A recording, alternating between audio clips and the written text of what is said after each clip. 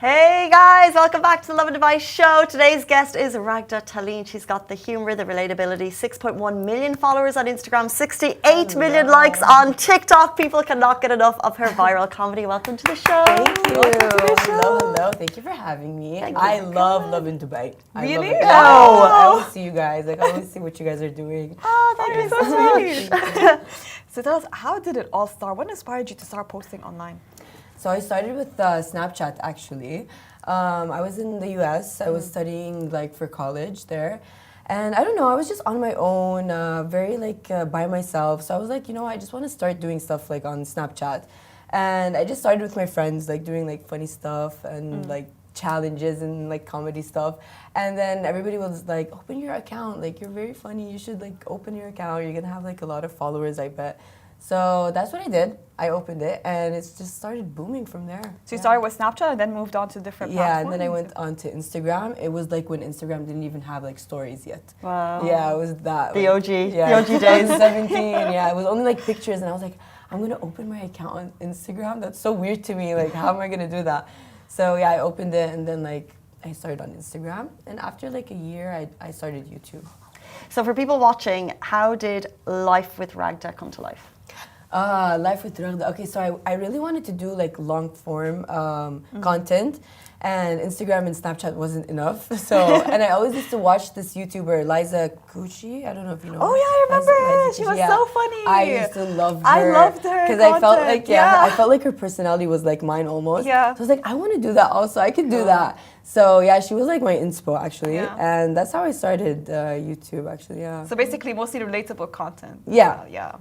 So would you say that your parents were always supportive of you posting online and being a content creator? Ooh, actually, my dad didn't know until like 2 years after I started. How'd you hide 2 years? Yeah. When people start recognizing you in the street, it's like, I don't know. No, it was even worse. I wish it started like that. He was like watching TV and like he like put YouTube on TV. And one of my like videos came up like on his YouTube channel. Oh my god! Yeah, and he was like, "Why is my daughter on my TV right now?" Because like in 2000, oh my gosh, you could say 2019. Yeah, in 2019, like parents didn't even know what like an influencer was. It wasn't a the big only thing, popular right? people were like artists, you know, like actors, but like social media wasn't a thing by then. So he was very confused and very mad. He didn't understand it. Like, I get it. Yeah. But yeah, it took him a while to understand like the whole concept of What was your excuse for that? Like, what did you say? My mom helped a lot with that. Yeah, she was like, listen, this is a job. It's not just for fun. Like, you know how to convince your parents that no, it's not going to be just like this. Don't worry, there's going to be like work after it. But at that time, I really didn't care about work. I just wanted to like enjoy social media. But that's how we kind of convinced him. But now he's my #1 fan. You know? Oh, that's good. He's your #1 fan now. Why at the beginning do you think that you couldn't tell him? I don't know, because I know like he's like a tough dad, you know, like the old mindset. So I didn't think that he was gonna accept it, to be honest. I don't know. My mom was like full supporter the whole time. But like when it comes to dads, it's kind of a little bit harder to like explain to them, you know. And because you're a girl, you're his daughter, like he wants to protect you. So I didn't know like how to approach the whole thing, because it wasn't common. Like if I started in 2000, let's say 21, okay, it was easy to tell him. Like he would have a background about it, you know. True. But in 2017, like what was an influencer? There wasn't something called an influencer at that time. So yeah, it was like a hard kind of thing, but we're good now. So who was your biggest supporter? Who was your biggest supporter from the get-go, from the start? Definitely my mom. Right. She's the one who convinced you. Yeah, definitely. She was my manager actually in the beginning also. She like opened my emails and she's like, listen, you have this brand that's contacting you. This brand. Oh, she's so cute. She was like holding everything for me. She used to come with me to everywhere. Yeah. How does that happen? So like so many people watch the show who would like to start a life of being a content creator. And it just seems like you're like, oh, you know, brands are reaching out to you, but when does that transition happen? Like at what point did it go from I've posted a funny video to like it's a serious business? Yeah. I don't know. Actually, For me, because I didn't start social media for work, I actually don't even like remember when the like business mindset started on social media.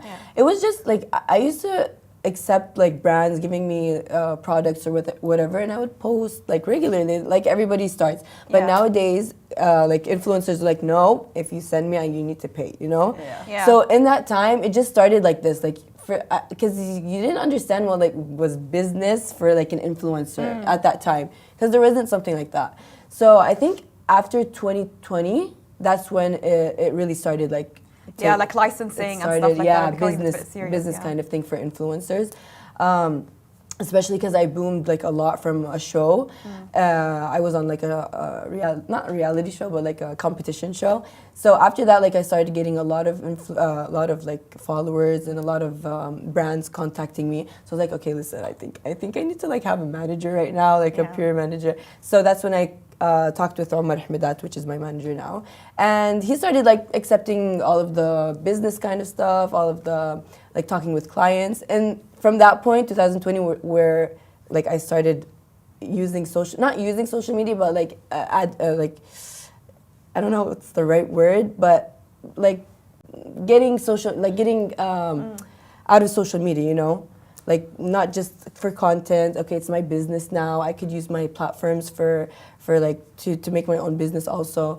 So yeah, that's when I started. Did you study media in university? I studied the business and advertising. Yeah.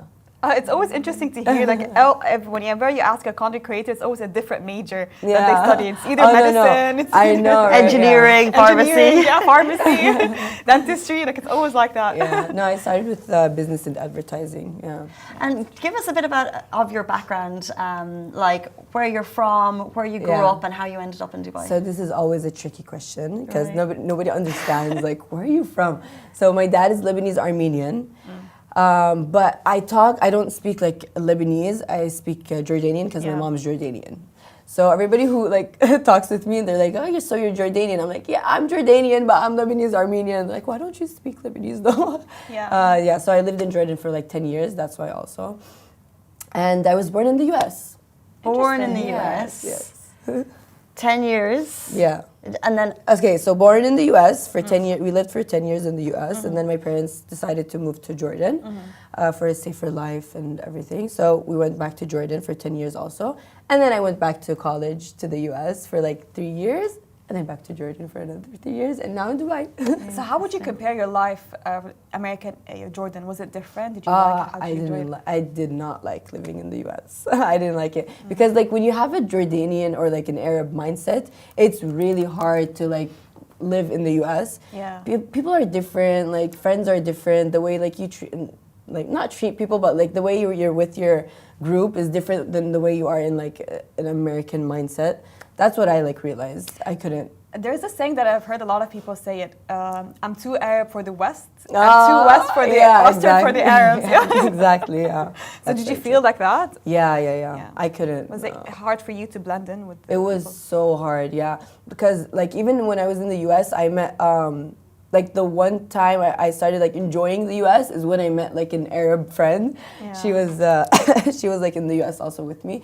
So it's hard because, you know, like when you want to mingle with people, you need somebody to understand you, like to understand your background, your language. So it was really difficult for me to like be with the American kind of culture thing. Was that the push that gave you to start posting online? On social, yeah. I was alone I was alone a lot. So when I started on social media, it was so nice to like mingle with Arabs and people and like from my community.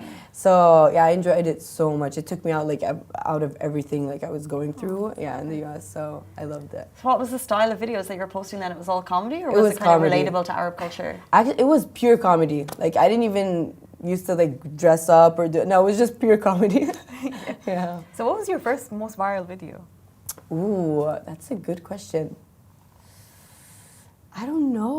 Like at that time, interesting. So I have because I have a couple. Like there isn't like one video that made me go like viral. You know, it was like video after video, video after video. But like I have one pinned on my Instagram. It was one that I did. I don't know. Like I need to show you. I can't explain it. I have to show you. It's pinned. Yeah, it is pinned. We got it. Okay. So I have this one with Anwar. 40 mil. Yeah. It wasn't the one that went made me go viral, but it's the most one I got views on. Okay, I can see now. It's basically like relatable kind of Anwar content. is really big in the US, like Yeah, for Arabs. we also did a video on his account. I don't know if you saw. It's like the bags, where he has like one little bag, and I have like 1,000 bags. Yeah, that one went also viral.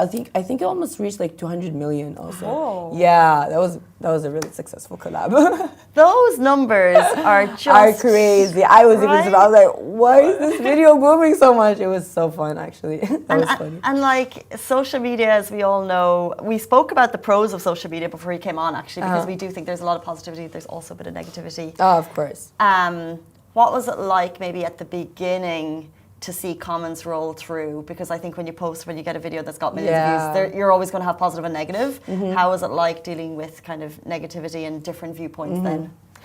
So for me, actually in the beginning, because I was very young, it was very hard for me to accept. Like I didn't get a lot of bad comments, because in that time also, like in 2017, there wasn't like a lot of eyes on content creators or like what they do. It was just like fun and games. So basically my whoever was following me was not like there for like bullying, you know? Yeah. But like year after year, when you start getting more eyes on you, that's where it started getting harder for me, because I started having like people from not just my followers, like followers from other content creators, followers that don't even know me, that just added me, so they don't even know like who I am, so they start judging you on spot. It was really hard, actually.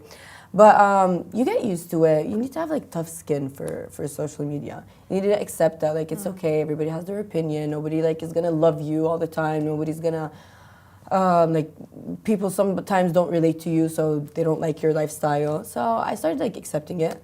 So now I really don't care, actually. Were you at first like that, like in accepting it, or it was difficult? In the beginning, no, it was hard for me, yeah.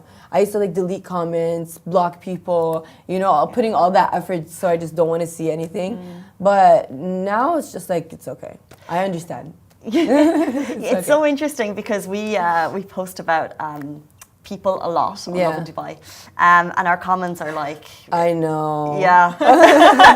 And it's because, as you said, people don't know the person. Exactly. So they see a snapshot and they judge. By the way, even like this is a good example for like people who don't even know you, like face to face, how they could judge you. And also people who know me, like I've met a lot of people who know me from social media, influencers or whatever it is. When I meet them, they're always like, wow, you're so like different. And not different, you are the same on social media and in person, but like I like you more now. Like we talked, I get to know you, I understand you more. So they start liking you because they don't know you like from behind the screens. If you talk to a person, you're gonna click with them, you're gonna talk. So I do understand the concept of people who just follow you and like see you from a screen, and they could judge you so easily because they see like just a little clip of your life.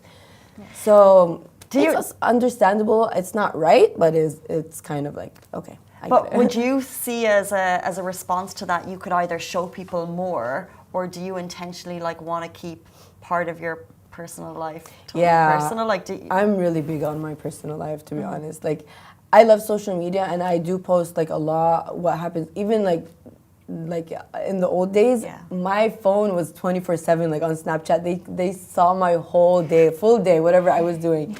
But you know, when you grow, like it starts getting like you want your private life a little bit more.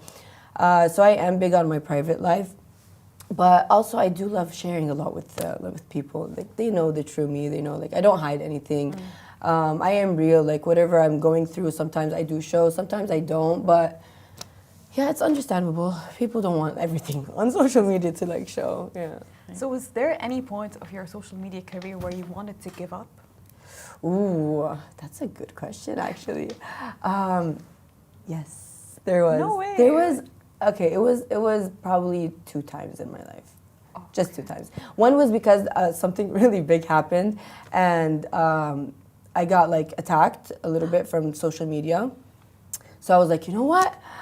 I've always said if social media is going to be like a negative thing for me, I don't want to be on it because my health is more important to me. But it was solved. Like I took a break for 10 days, like trying to think what I should do about it, how I should go back. Because I wasn't like in the wrong, nothing, I didn't do anything wrong, but it, you know, stuff happens, so people take sides and whatever. So yeah, that was a hard one for me. For 10 days, I was just like, you know what, I just need to get off of this. It was in What type of an attack was this? 2020. Huh? What type of an attack? So it was just like between me and another person. So they all like stood with the other person. So I got like attacked from the whole region. Yeah, so it went on for a while.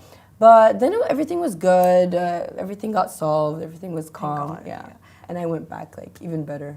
So do you believe in cancel culture? Because I feel like content creators and artists, they face this threat of cancel culture all the time. Oh, definitely. Yeah. I mean, if they're in the wrong and it's like on social media, people will see it and they will like change their mind about you. But yeah, I do believe in that. Yeah. So do you support cancel culture? Do I support it? No, I do believe everybody deserves like a second chance. We're people, you know. Yeah. Like just the way that you like off social media, sometimes you're in the wrong for something, or you did something wrong, or by accident. You know, people are people. You know, so if you do it and it goes on social media, it's like. It's even harder because like if you do it if something like happens with you and you do it in public and private, it gets solved between you and that person and everything is fine. A couple of people know about it, it's fine. But when you're on social media and you do something wrong, it's like, okay, here you go, 6 million, enjoy. So no, I don't believe that cancel culture is a good thing. It's okay. People are people. People are people. Yeah. People love hate on social media. Oh, I was going to say those 6 million people are lapping it up from their sofas with their food and talking to their friends about someone else's downfall. And then it's yesterday's news. People move on so quickly. Yeah, exactly. So you moved to Dubai maybe a year and a half ago, but you're between Dubai and Jordan. Yeah. What is your kind of view on coming here and I guess building a circle and making new friends? Has it been easy for you? Wow. So Dubai was like a life-changing decision, to be honest. I love Jordan. Everybody knows that Jordan is my like hometown. It's my safe place. But I felt like I needed to go to Dubai to expand more, you know, because Dubai has so much like opportunities and they respect like social media influencers and content creators a lot. They always have these big events, these like very lovely things to like support influencers and content creators and celebrities also. So it was a hard decision, like to leave your hometown and everything to go to Dubai because it's very overwhelming here. It is. Yeah. Like, the moment I stepped in, I was like, it's fast-paced also. What am I doing here? Really? So yeah, it was kind of hard in the beginning. But the good thing was I moved with a lot of my friends from the Middle East, like from Jordan, I mean. My manager, my best friend, I lived with my best friend. So it was a little bit easier on me. But yeah, and to answer your question, Dubai was very welcoming. Like the people here, the influencers. I already like had friends from Dubai because I used to always come and go back. So when I was here, everybody was like, "Yay, you moved finally! Like we can't wait." So everybody was so lovely, to be honest. When I came here, Dubai is just a loving place. I love it. Have you attended the 1 billion summit? Oh, of course, I was a speaker. Oh, you were a speaker. Yeah. So you have your 10-year visa? You have a 10-year visa? I had that before 1 million, yeah. Yeah, I got it a year ago. Interesting. Okay. Yeah. So would you consider the social media as a full-time career or would you expand to something else later in the future? I do believe that social media could be a full-time career, but for me, like it's never enough for me. Like I always want to do more. I always want to do like something bigger. So I am, of course, I will open my own brand, hopefully. In what? Let's keep that a secret. Oh, I can see it's going to be something stylish. Like you've got so many cool style elements. Like I'm it has something to do with me, yes, in general. But yeah, business-wise, definitely, I will go there. Also, acting. I love acting. So I am like expanding in a couple of other places, but social media would always be like the base So exciting. Best of luck. Thank you. Before you leave us, one piece of advice for content creators who want to post their first video, but they're nervous of the backlash, they're nervous of what their friends think, they're nervous of what their family think, but they want your career. Listen, you have to start somewhere. Like, you need to accept that people will love you, will not hate you, but have like different opinions on you. Just accept it. When you accept it and you like love what you're doing, it's gonna go. You believe me, you're gonna have the tough skin, you're like gonna go through it, it's gonna be fine. And the most important thing, don't start on social media with a mindset that you wanna make money and that you wanna get famous. Like, when somebody starts on social media for those two reasons, people will like see it like that. They will see that, okay, I get what you want, so bye, I don't want to watch. But when you do it for content, because you love like the content you want to post, you're gonna go viral so big, so bad, because it's gonna show how much passion you want, like how much passion you're putting into your videos and how bad you want social media. So do it with passion. So true. You can eke out that unauthenticity, right? I think so. Raghda, thank you so much for joining us this morning. That was a lot of fun. We really appreciate your time. Thank you, Masa. Thank you, Casey. And that brings us to the end of the show. We're back here with you tomorrow morning, same time, same place. Have a beautiful day. Bye-bye. Bye.